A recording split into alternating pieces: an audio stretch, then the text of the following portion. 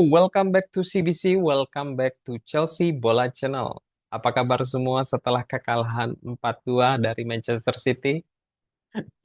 Take it easy ya, santai. Ini hanya pre-season dan lagi-lagi saya tekankan pre-season ini tujuannya adalah untuk meningkatkan kebugaran pemain serta implementasi taktik ya dari pelatih.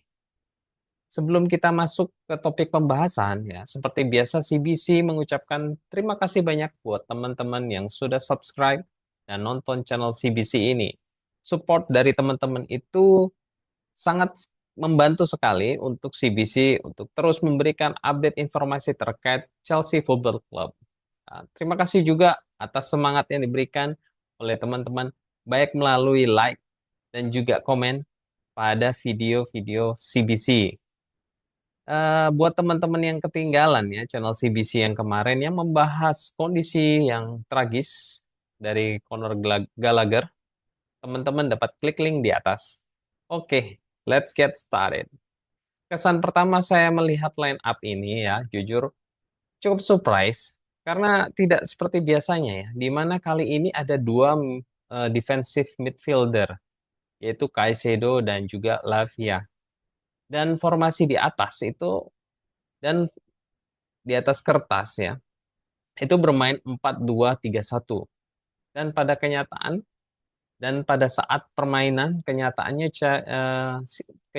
CBC ini melihat Chelsea itu seperti 5-4-1 ya. Karena menggunakan tiga back yaitu Colwill, kemudian Tosin dan juga Reece James. Sedangkan di wing backnya ada Gusto dan Mudryk. Di attacking midfieldnya itu ada Dewsbury Hall dan juga Enzo Fernandez. Kemudian di ujung tombak ada Nkunku. Jadi bisa dikatakan tim yang diturunkan oleh Chelsea ini adalah first team. Sedangkan saya kaget lihat squad dari Manchester City. Ini ada 5 pemain yang tidak saya kenal dan saya cek ternyata ini 5 youngster alias pemain muda. Perubahan formasi ini tentu saja tidak mudah ya, karena butuh waktu untuk diimplementasikan kepada para pemain dan hasilnya ya sudah bisa ditebak. Kesalahan passing terjadi yang mengakibatkan 4 gol, nggak tanggung-tanggung ya. Jadi kalau saya melihat ya Enzo Maresca ini mempersiapkan formasi baru untuk diaplikasikan pada saat melawan tim superior seperti Manchester City untuk sebagai preventif ya, untuk pencegahan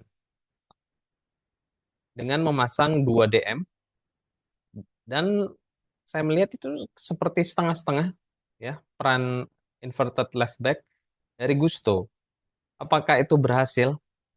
Kalau kita melihat dari sudut pandang atau perspektif bukan berdasarkan hasil ya dan mengikuti jalannya pertandingan, maka saya katakan ini skemanya cukup berhasil. Karena 4 gol itu dari Manchester City adalah murni kesalahan passing antara para pemain Chelsea.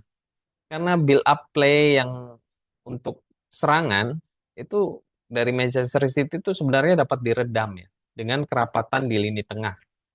Namun dalam sisi penyerangan ya, itu gagal karena taktik wingback yang diterapkan oleh Enzo Maresca ini tidak seperti zamannya Thomas Tuchel. Karena Gusto ini perannya seperti setengah inverted left back ya. Sedangkan Modric ini tidak punya kapasitas sebagai wingback. Peran pemain tengah ini baik Enzo maupun Dewsbury Hall tidak maksimal juga ya. Khususnya Dewsbury Hall. Ini nggak kelihatan sama sekali. Ya, perannya itu seperti menghilang.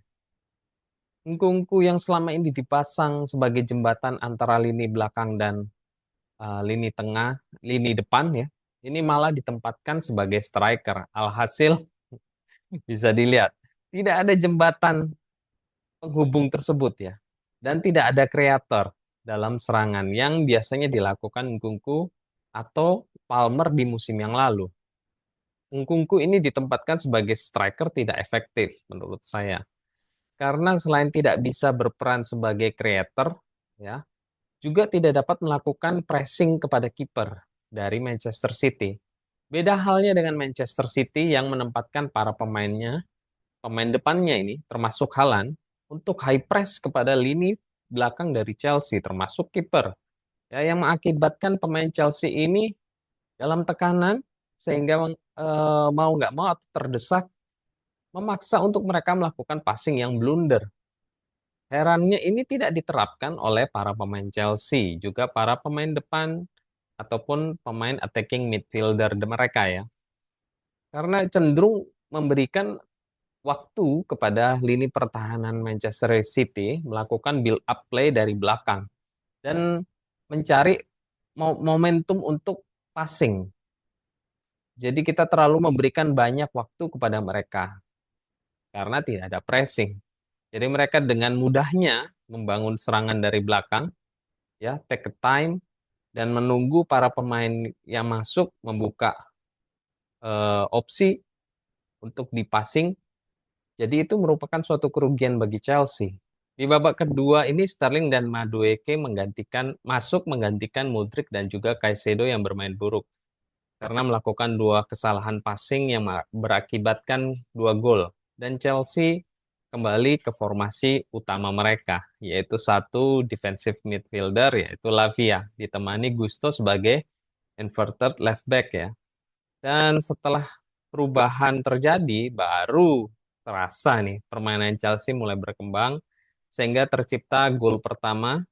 Kemudian di saat tengah babak kedua, baru ada perubahan yang cukup signifikan ya pada saat Guyu masuk menggantikan Enzo di menit ke-60 dan lebih kerasa lagi pada saat Ugo Cuku masuk menggantikan Dewsbury Hall di menit ke-79 juga.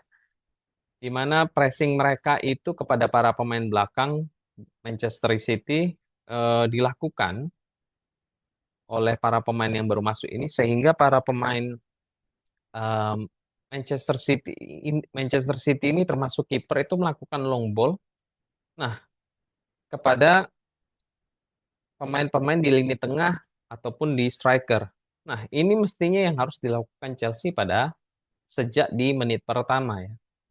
Lantas bagaimana nih pendapat CBC terkait Maresca mencoba ya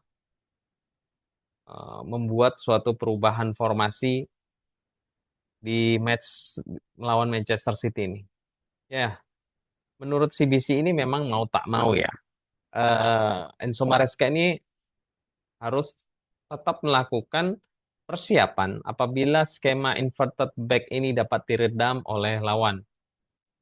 Setidak-tidaknya kita punya plan B, ya, yaitu mengoptimalkan wingback dari Chelsea untuk bermain mensuplai bola ya, ke lini depan. Namun yang menjadi kritik saya, ini kenapa Enzo Maresca ini tidak menempatkan pemain yang natural posisinya itu di wingback ya, jika menggunakan skema atau formasi wingback. Karena kita punya tiga pemain yang posisi naturalnya itu sebagai wingback. Siapa aja? Rhys James, Gusto di sisi kanan, kemudian Chilwell di sisi kiri. Dan di defensive line-nya, dua center back ya, untuk memprevent di lini belakang. Dan satu kita tempatkan di defensive midfield, serta dua midfielder ya, atau attacking midfielder. Dan satu sebagai creator, kemudian satu striker. Jadi itu komposisi yang terbaik untuk melakukan skema dari wingback ya. Jadi Maresca ini ingin merubah formasi ya, tapi terlihat setengah-setengah. Karena Gusto ini saya lihat sebagai wingback, tapi sedikit ditarik ya, juga berperan sebagai inverted back. Sehingga di wingback kita ini tidak terlihat ada umpan-umpan lambung yang memanjakan striker. Namun balik lagi, karena sepertinya konsepnya tidak seperti itu ya. Mengingat strikernya yang ditempatkan itu adalah Holstein Ngkungku, bukan guyu ataupun broya yang tinggi dan dapat diharapkan itu dapat mengantisipasi umpan lambung. Kekurangan berikutnya adalah long ball yang dilakukan oleh para pemain Chelsea ini masih sering terjadi. Berbeda dengan match kemarin melawan klub Amerika, khususnya kiper yaitu Sanchez. Sehingga long ball yang diberikan itu keluar lapangan ya. Hal ini mencerminkan bahwa build up dari belakang ini itu gagal dari Chelsea karena dipressing oleh pemain-pemain Manchester City. Dan ingat ya teman-teman, preseason ini hasil bukan merupakan hal yang penting karena preseason ini tidak lebih dari sekedar bagaimana strategi pelatih itu apakah bisa dijalankan oleh para pemain serta uji coba formasi yang baru. Tentu juga selain di samping itu kebugaran dari para pemain itu yang terpenting dari preseason. Dan jangan lupa ya, kita ini sebenarnya masih punya pemain utama yang belum turun di preseason ini, yaitu Cole Palmer. Ya, jadi hasil preseason ini tidak menggambarkan sama sekali ya nantinya kompetisi itu akan dimulai. Nah, hal ini ada terbesit di pikiran saya di mana musim lalu kita menjuarai preseason Summer Series 2023.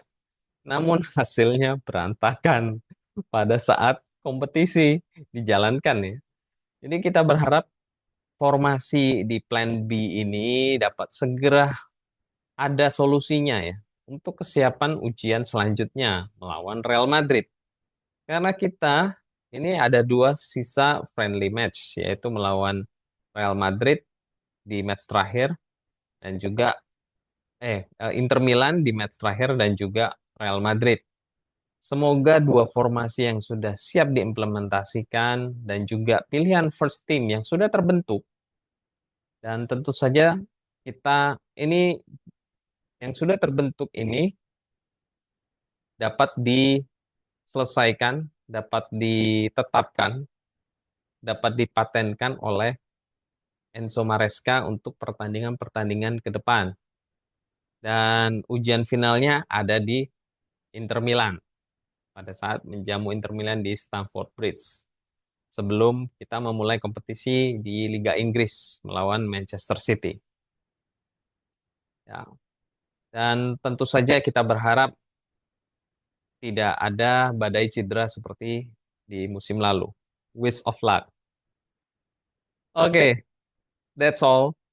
Pembahasan post-match Chelsea melawan Manchester City dari channel CBC. Next match Chelsea akan melawan Real Madrid yang diselenggarakan pada hari Rabu tanggal 7 Agustus pukul 6 pagi.